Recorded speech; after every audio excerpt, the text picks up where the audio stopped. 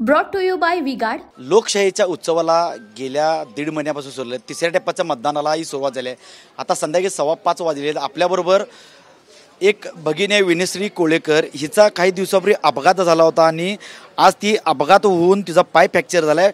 ती दवाखान्यातनं first voting तिचं आहे, वोटिंग करण्यासाठी आलेली आहे। विनश्री, काय सांगशील? तुझा अपघात एवढा मोठा होऊन सुद्धा पण लोकशाही बळकट करण्याचं तुझं पहिलं मतदान तू अशा अवस्थेत पहिल्यांदा आल्यास।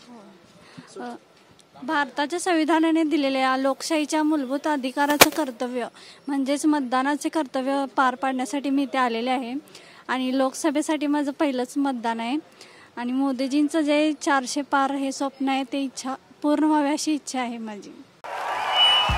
भाइयों बहनों, उनके राज में पावर रहे अनस्टेबल और हम रखे सब स्मूथ और स्टेबल।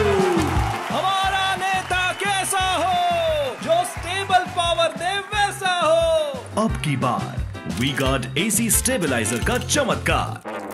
पहिलं मतदान करताना एकीकडे तुझा पाय फ्रॅक्चर आहे, एकीकडे तू व्हीलचेअरवरून आल्यास, परत आता हॉस्पिटलमधून परत तू हॉस्पिटलमध्ये जाणार। मग मतदानासाठी एवढं हट्टास का केलीस आईवडिलांकडे? नाही, एकतर पहिलंच मतदान होतं म्हणून जरा एक्साइटमेंट पण होती आणि सगळ्यांनी मतदानाचं हे हक्क पूर्ण केला पाहिजे अशी माझी इच्छा पण आहे। सगळ्यांनी मतदान करावं। उनका बैकअप सिर्फ कल तक और हमारा चांद तक।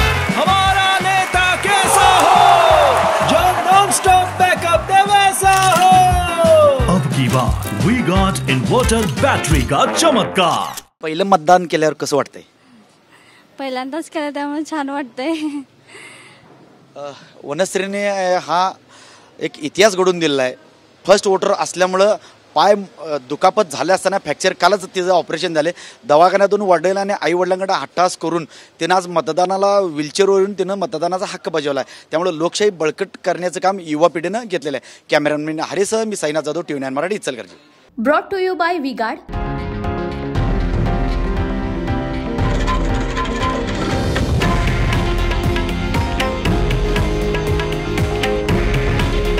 हे आहे देशातील नंबर 1 न्यूज नेटवर्क आणि आपण पाहत आहात TV9 मराठी।